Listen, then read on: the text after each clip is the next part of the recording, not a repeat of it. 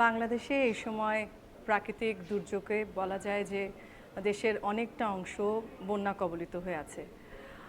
আমরা সবাই বাংলাদেশের মানুষ যে যার মতন প্রতিটি মানুষের পাশে সহযোগিতা ভালোবাসার স্বরূপ এগিয়ে এসেছি সাহায্য নিয়ে, এবং বলা যায় যে এটা সাহায্য নয়, এটা আমরা একজন আরেকজনের পাশে দাঁড়াচ্ছি। ঠিক তেমনিভাবে আমার আরেকটি পরিচয়, আমি একজন শিল্পী, একজন নৃত্যশিল্পী। আমাদের নৃত্যশিল্পী ফাউন্ডেশন বাংলাদেশের উদ্যোগে বানভাসী মানুষের পাশে আমরা আমাদের ভালোবাসার হাত দিয়ে সহযোগিতার মাধ্যমে এগিয়ে যাওয়ার জন্য আমরা দুদিন 5 তারিখ এবং 6 তারিখ দুটো সাংস্কৃতিক অনুষ্ঠানের আয়োজন করেছি।